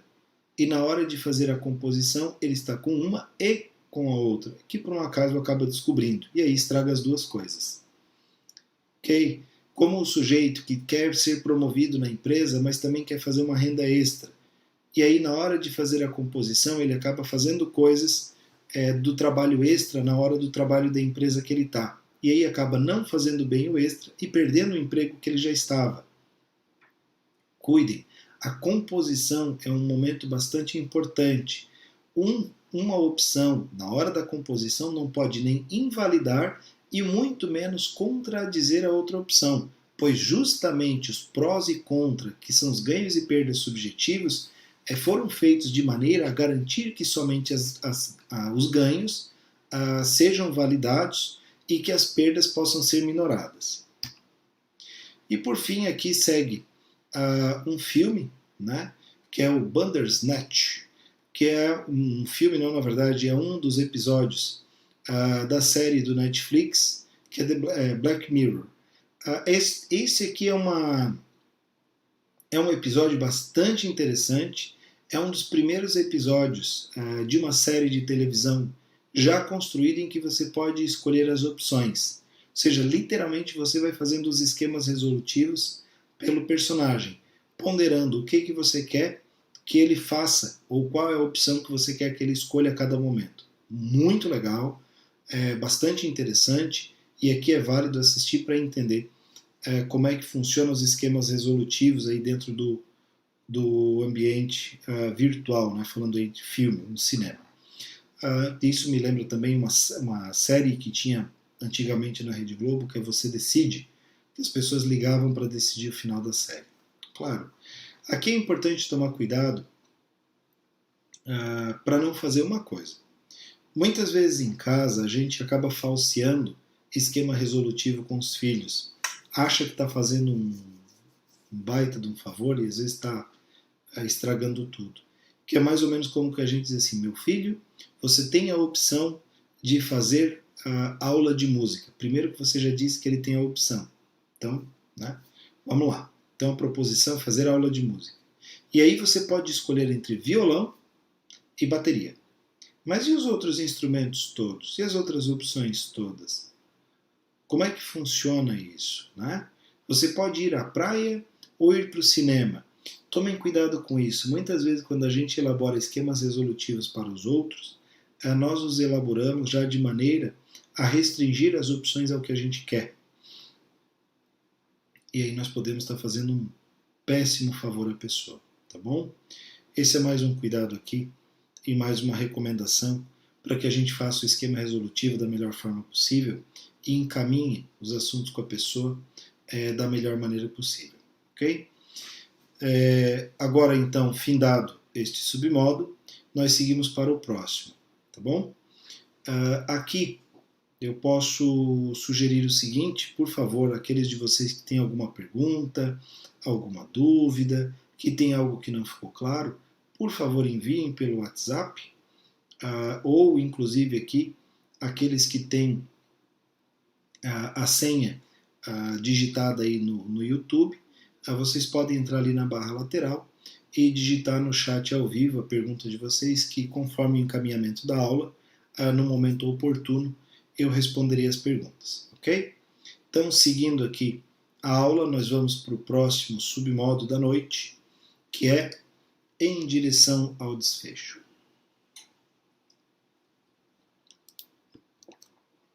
Olha só. Diz respeito à condução de um raciocínio, de uma tarefa, de uma vivência, de um desenvolvimento pessoal qualquer até um fecho, um fim.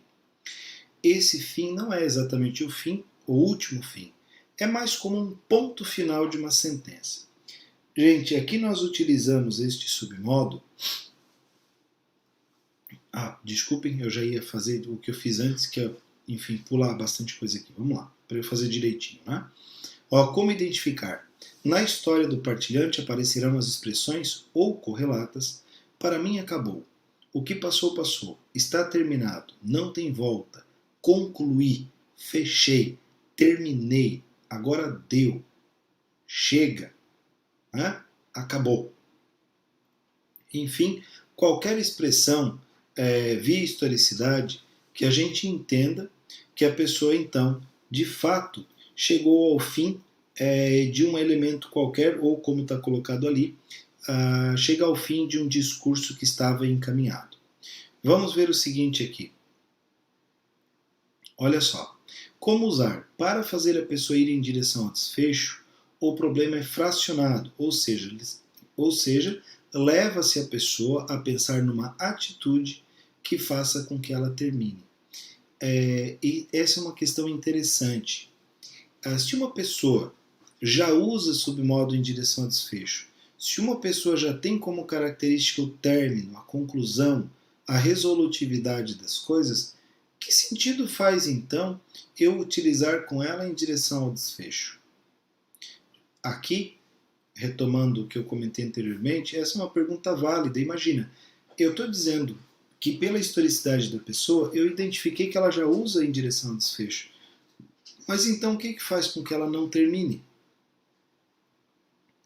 Aqui, via historicidade, eu posso perceber diversas questões. Algumas pessoas, por exemplo, em momentos de dificuldade, em momentos de dúvida, ou em momentos de grande trauma, utilizando uma palavra da psicologia, em momentos muito difíceis, elas não conseguem encerrar determinadas questões. Ou é interessante perceber, por exemplo, que ela pode ter desfecho com determinados assuntos e outros não. E aí? Ela pode, por exemplo, ter um desfecho fantástico dentro do ambiente organizacional. Inicia, desenvolve, termina, acaba o que tem que fazer, trabalha bem com projetos, né? Cronograma, tal. Mas em casa não consegue terminar um relacionamento que em alguns casos já beira o abusivo. Ou em outros casos simplesmente não gosta mais da pessoa, sabe que não tem amor, não tem afetividade, mas não consegue dar desfecho a uma história que não vai muito bem já há algum tempo. Né? Inclusive algumas pessoas eu já ouvi, nós já somos muito mais amigos do que marido e mulher, ou namorados, ou noivos, enfim, e aí a pessoa diz o seguinte, mas eu não consigo terminar. Então como é que eu vou fazer? Bom, exatamente como a pessoa já faz. Eu vou pegar lá na história de vida da pessoa como é que ela faz em direção ao desfecho. E aí eu vou trabalhar com a pessoa exatamente da mesma forma que ela já utiliza para que ela o faça. Exemplo, no caso essa pessoa que não não faz em direção ao desfecho com questão ao relacionamento afetivo, eu vou pegar, vou construir com ela esse passo a passo do desfecho, exatamente como um projeto na empresa, como um projeto pessoal financeiro, como um projeto pessoal de um hobby, e vou fazer com ela passo a passo. Como é que vai ser quando você vai chegar em casa? Como é que vai ser a conversa? Depois dessa conversa, qual é o próximo passo? Como é que tu vai conduzir a saída de casa ou a saída da pessoa? E assim por diante. A gente vai faseando, literalmente fracionando e construindo passo a passo até que a pessoa dê um desfecho à situação. E nós vamos acompanhar, evidentemente, esse passo a passo junto com ela. Recomendação aqui, cuidado para não usar este submodo se estiver atrelado a uma armadilha conceitual. A pessoa pode utilizá-lo para não dar continuidade às coisas.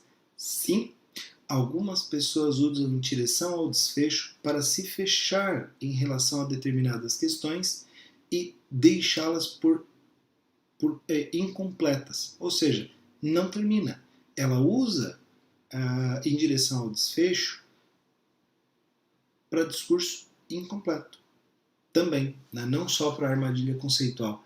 Imagina, por exemplo, que alguma pessoa pode utilizar em direção ao desfecho justamente para o contrário de terminar o relacionamento. Ela utiliza em direção ao desfecho para criar ainda mais subsídios para permanecer dentro desse relacionamento ou para permanecer dentro da empresa.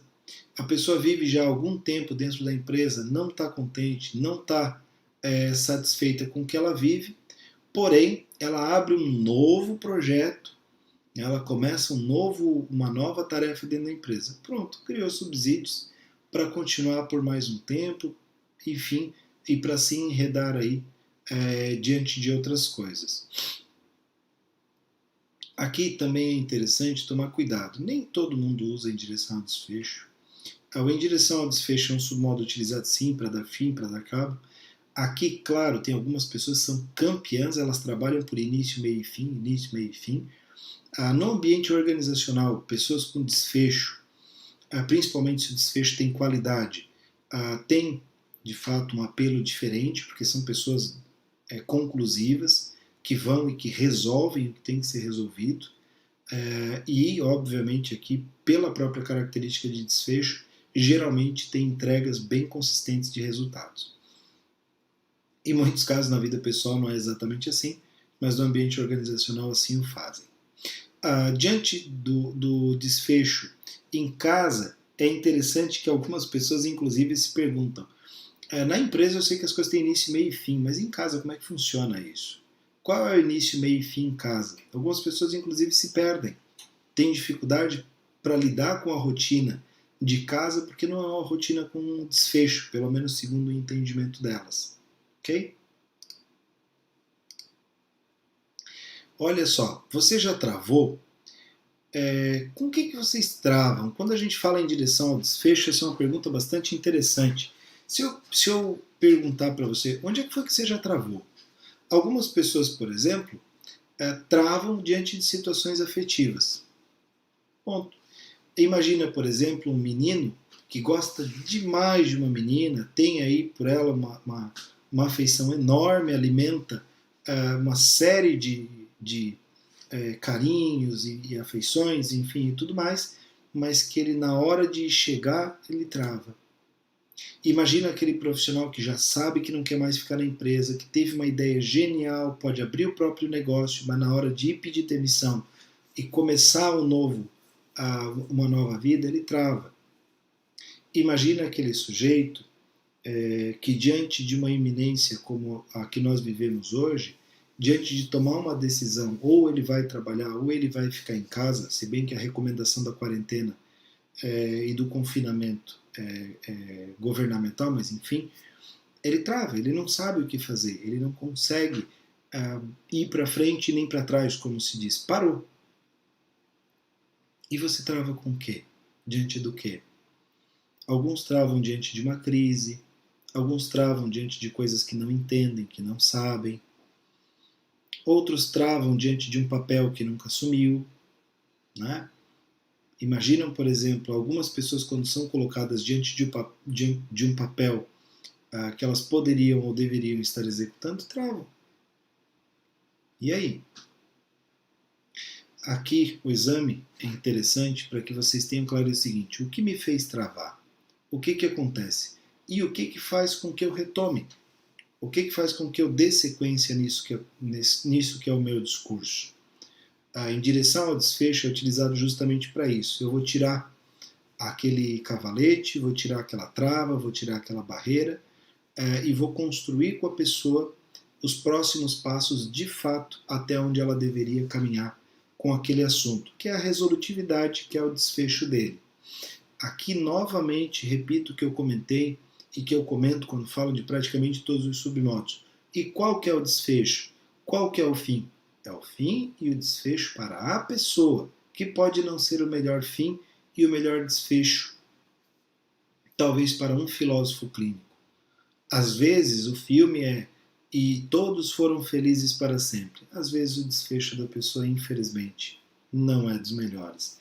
Às vezes é um fim do relacionamento, às vezes é o fim da empresa, às vezes é um projeto que ele fez e vai por água abaixo, às vezes é uma ideia que foi frustrada e por aí vai. E nesses casos, quando o fim não é o melhor fim, muitas vezes é por isso que a pessoa trava. Ela já percorreu o caminho até o final, imageticamente falando, nas ideias, e ela sabe que o desfecho não é dos melhores. E aí ela procura um filósofo clínico justamente para poder caminhar, para poder continuar, e em outros casos, inclusive, para tentar evitar esse desfecho. E aí? E se o desfecho não for o desfecho que vocês querem? E se vocês travaram justamente por perceber que o desfecho não é dos melhores? Como é que a gente faz? Em alguns casos, infelizmente, eu não tenho outra situação, eu não tenho outra solução, eu não tenho outro encaminhamento. Em alguns casos, infelizmente, o melhor desfecho possível é se preparar para a batida, é se preparar para o embate ou é se preparar para de fato sofrer as consequências. Infelizmente, eu não consigo dizer de outra maneira. Como eu já comentei em outras aulas, falando em filosofia clínica, não é brincadeira, filosofia clínica é sério e não existe mágica, existe bastante trabalho do filósofo clínico caminhando junto com o partilhante. Okay? Quando aqui, principalmente, o fim ele pode ser dos piores possíveis e já verificado via historicidade junto com a pessoa, é interessante talvez trabalhar com outros submodos, às vezes não um desfecho, às vezes trabalha um roteirizar, às vezes vai trabalhar uma retroação, e por aí vai, você tem outros mecanismos, você tem outras ferramentas, e não é só esse, não é só em direção ao desfecho, não é só levar a pessoa para a batida, ok? É importante verificar via historicidade se de fato faz sentido conduzir a pessoa em direção ao desfecho quando ela trava. Até onde vão os problemas? Aqui é interessante elaborar uma questão bem legal. E se a pessoa travou por conta de um problema que é apenas uma percepção e não é um problema de fato? Ou seja, a pessoa pode, em alguns casos, ela inclusive entendeu algo como problema e travou diante de algo que não era problema. Nestes casos, o filósofo clínico pode inclusive mostrar para ela até onde o que ela chama de problema vai. Ou seja, que não é algo que se mantém indefinidamente, que é algo que tem início, meio e fim.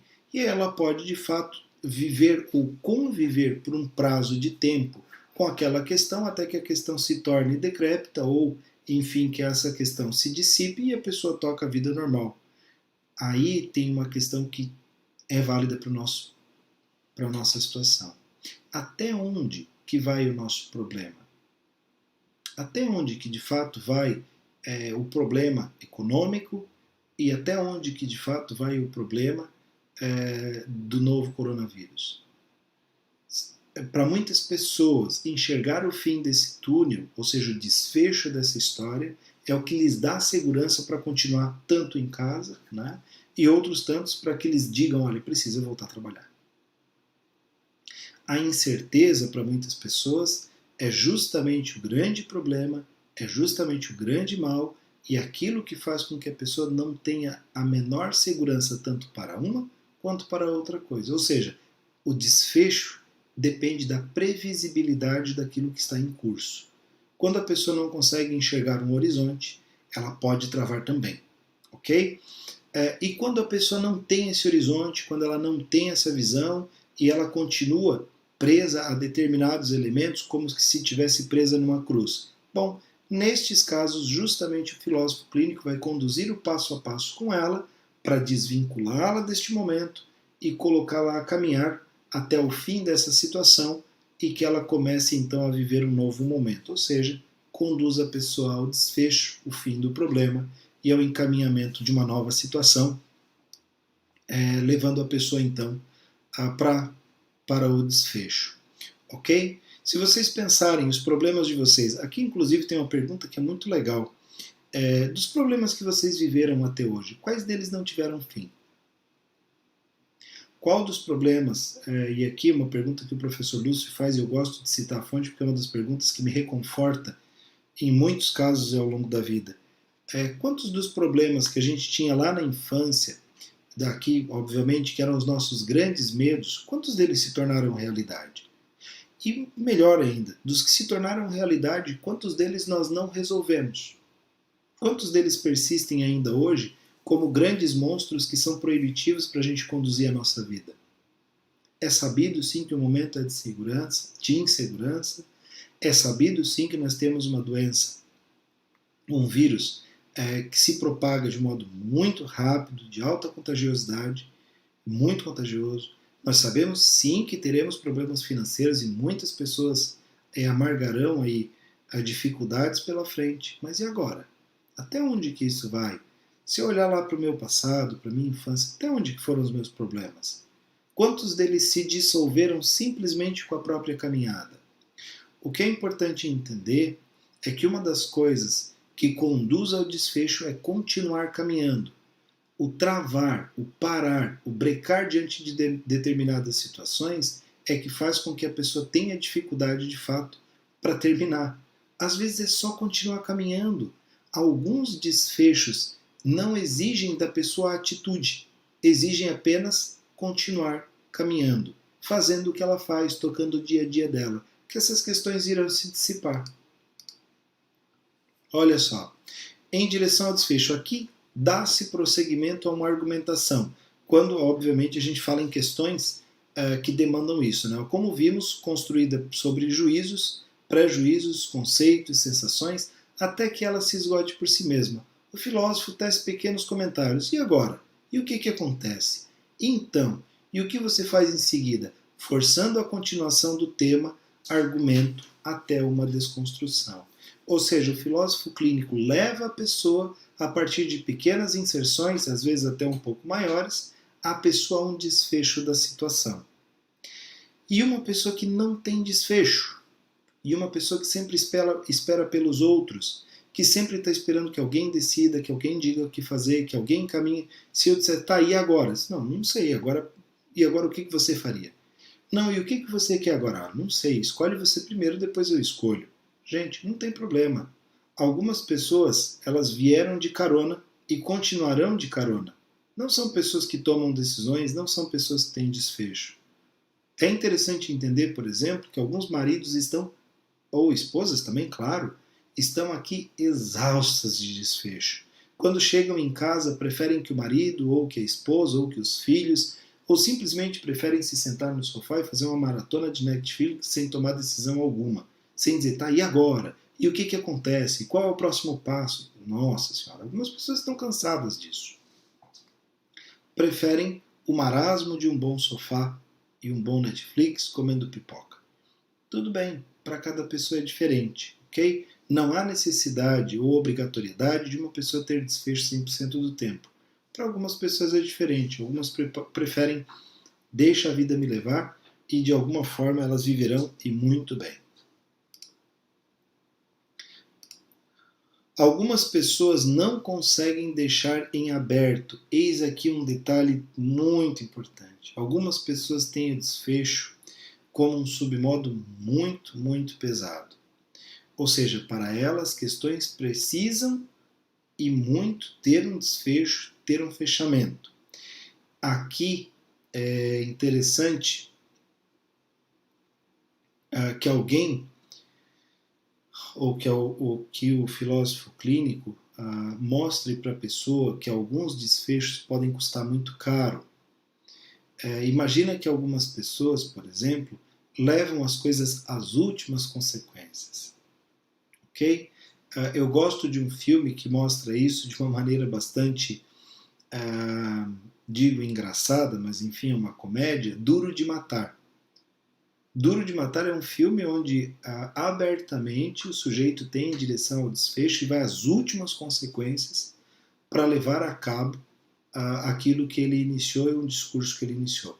Um outro filme que eu vou citar ao final ali é O Contador. Eu sempre brinco com os contadores que eu tenho como alunos, aquele tem desfecho na última potência, né? E o sujeito realmente não é muito dado a coisa sem terminar. Então, o que é interessante tomar cuidado? Muitas vezes a gente vai em filosofia clínica no consultório justamente fazer com que a pessoa não leve as últimas consequências, com que ela não leve até, de fato, o último nível, porque pode sair muito mais caro o desfecho do que ela deixar algo em aberto. Alguns filmes e algumas obras já trataram disso. Infelizmente, algumas pessoas não conseguem, elas precisam terminar, elas precisam saber, elas precisam ter a informação. Aqui os filmes americanos tratam do desfecho como se fosse sempre algo bom, algo recomendado, enfim, mas tem filmes europeus, franceses, suecos, noruegueses, dinamarqueses que tratam, até filmes ingleses, que tratam do desfecho de maneira mais realista, por assim dizer, em que mostram em que alguns casos levar às últimas consequências não é exatamente tão bom e tão recomendável quanto parece. É conhecida em muitos, olha só, em muitos casos como fria e calculista. Sim, para algumas pessoas o desfecho, quando você olha para pessoas com forte desfecho, ela é fria e calculista, porque para ela 1 mais 1 é 2 e ela vai levar aquilo que tem para acontecer a cabo. Imagina que você está dentro de uma empresa e você tem um sujeito que ele tem a meta dele para entregar, ele vai fazer o que tiver que ser feito e vai entregar a meta. Imagina que um sujeito está num relacionamento, a outra pessoa está apaixonada, mas ele entende que já não gosta mais, ele simplesmente conduz o desfecho do relacionamento. E aí? Na família, imagina que alguém, simplesmente por entender que a família não faz bem, que a família não é saudável para a vida dele, ele corta a relação com a família, toca a vida dele para outro rumo. Pode ser entendido sim como frio e calculista. Literalmente, porque aqui, pessoas que conduzem em direção ao desfecho, elas têm como característica terminar as coisas. Em alguns casos, esses términos eles são de fato o fim último. Ou seja, é como uma pessoa que diz o seguinte: nunca mais vou falar com você. E este nunca mais é nunca mais. Tem um filme muito bonito, que eu assisti há muito tempo atrás, chama Vida Real. Se eu não me engano, é Vida Real o nome do filme. Que conta a história de um senhorzinho, e é uma história real, que sai de um estado e viaja 500 quilômetros em cima de um cortador de grama para visitar o irmão, para poder pedir desculpas e retomar um relacionamento. Olha só, em direção ao desfecho de um senhorzinho que viaja aí 500 quilômetros em cima de um cortador de grama. Muito interessante a história e o acompanhamento dela vale assistir.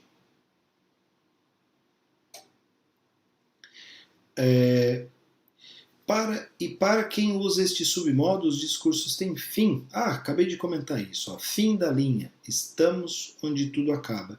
Sim, para algumas pessoas, quando do uso desse submodo, acabou. É como alguém que diz, bom, agora eu vou terminar a minha vida com essa empresa. Aqui, algumas pessoas, quando terminam o discurso como uma empresa, elas viram as costas, não olham para trás e seguem. Literalmente, elas fecham as coisas e seguem. Não tem WhatsApp, não tem Facebook, não tem Instagram, não tem visita de retorno. Eu vou rever os amigos. Não, elas simplesmente seccionam aquela parte da vida, terminam e vão embora. Desfecho.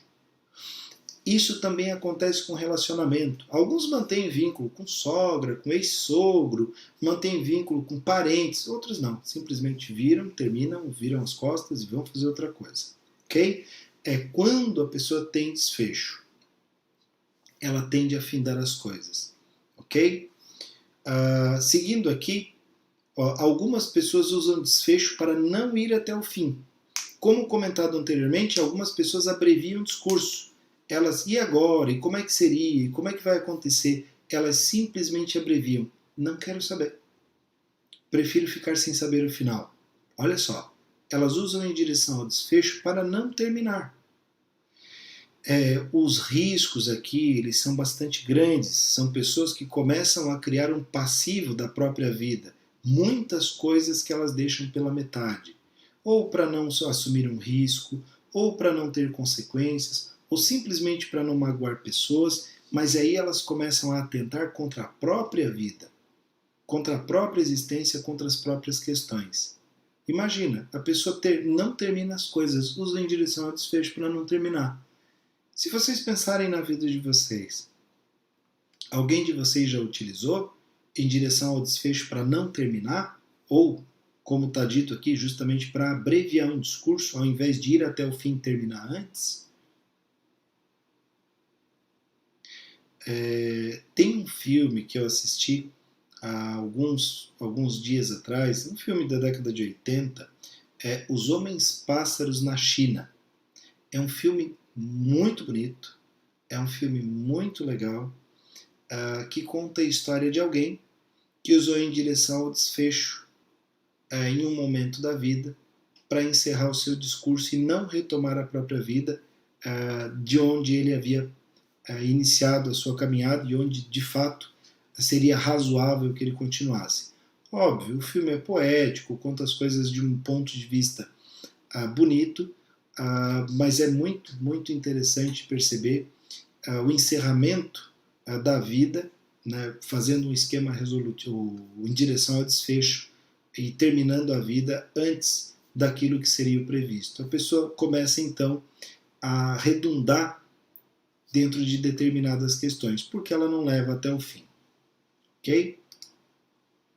Ó, em casos extremos, ou seja, quando realmente a gente não tem como conduzir a pessoa, a gente começa o trabalho, desenvolve o trabalho com a pessoa e não há um desfecho, a pessoa realmente travou e aí não está andando. Ir até o fim e enraizar. Ó, se isto continuar, onde vai chegar? Ou seja, você pergunta para a pessoa literalmente, se você continuar onde você está, até onde que isso vai? Ou seja, aqui, em muitos casos, o filósofo clínico precisa mostrar para a pessoa que a vida como um todo está caminhando e que ela não está parada. A questão que ela não está resolvendo impacta em diversas outras coisas da vida dela. Outra coisa, o que acontecerá se tomar esta atitude? Ou seja, tá bom, você está parado, teoricamente, mas e se você tomar, o que, que acontece? Aqui nós vamos em direção às ideias complexas, enfim, aqui a gente faz ação, hipótese, experimentação, utiliza outras coisas, roteirizar outras ferramentas para trabalhar com a pessoa e encaminhar ela para um fim. Olha, enraizar o máximo possível para a pessoa ir além do que está dado. Aqui é a pergunta que muitas vezes faz, mas e se a pessoa não vai ao desfecho? Aqui está em boa medida a resposta. Primeiro, se ela continuar onde ela está, o que, que vai acontecer? Segundo, o que acontecerá se ela tomar uma atitude, ou seja, aqui eu posso gerar inclusive um esquema resolutivo e enraizar ao máximo possível para que a pessoa realmente possa ir além daquilo que ela está vivendo. Gente, no momento que nós estamos hoje, se a gente continuar em quarentena, o que, que vai acontecer? Aonde que isso vai chegar? Algumas pessoas estão sugerindo uma hecatombe financeira. Mas e se a gente tomar a atitude de voltar a trabalhar? O que, que vai acontecer? Aí nós sugerimos uma pandemia, superlotação do sistema de saúde e muita gente vai morrer. Olha só, aqui nós temos uma coisa muito interessante. Enraiza o máximo possível para a pessoa ir além do que está dado e entender de fato o que vem pela frente. E isso pode encorajá-la a tomar uma decisão e encaminhar as questões que tem. Aqui uma outra questão mas e se a pessoa não usa em direção ao desfecho? Repito, não é o único submodo que eu posso utilizá-la para fazer tomar decisões, para encaminhar, no caso, decisões com ela. Eu posso utilizar roteirizar, para ela tomar decisões muito mais sensatas do que o desfecho. Eu posso utilizar com ela intencionalidade dirigida, dar algum conselho? Sim, posso. Eu posso utilizar, inclusive, esquema resolutivo ao invés de em direção ao desfecho, em vez de dizer, tá, e agora? E como é que vai ser? E o que, que você vai fazer? E qual é o próximo passo? Eu posso fazer esquema resolutivo e sugerir uma decisão e um encaminhamento pontual e específico. Ok? Por fim, está aqui citado então o filme, né, em direção ao desfecho com The Accountant, que seria então o contador. Os nossos contadores geralmente não são assim tão ativos quanto o nosso contador do filme. Eu sei, é uma brincadeira, um prejuízo, um termo agendado no intelecto e um como o mundo me parece. Ok? Porém, no entanto, todavia, contudo, fora a brincadeira, surge aí a sugestão do filme. Esse submodo em direção ao desfecho é muito bem quisto, como já comentado, no ambiente organizacional. Claro, aqui a gente tem esse entendimento de maneira bastante clara, entre outras coisas, pela necessidade de resultados práticos e pela necessidade de que as coisas tenham início, meio e fim, principalmente se eu tiver aí uma equipe comercial. Tá ok? Eu vou abrir agora 10 minutinhos para perguntas, tá? Nós estamos aqui já às 20 horas e 52 minutos. As perguntas que surgirem eu respondo, e se não houver perguntas, aí obviamente a gente vai dar aula por encerrado, tá ok? Por favor, deem um joinha ali quem gostou, quem não gostou também, dê um joinha ao contrário, como se diz. E deixem aí seus comentários para que a gente possa continuar melhorando o trabalho, melhorando as aulas e dando sequência nas aulas de filosofia clínica online.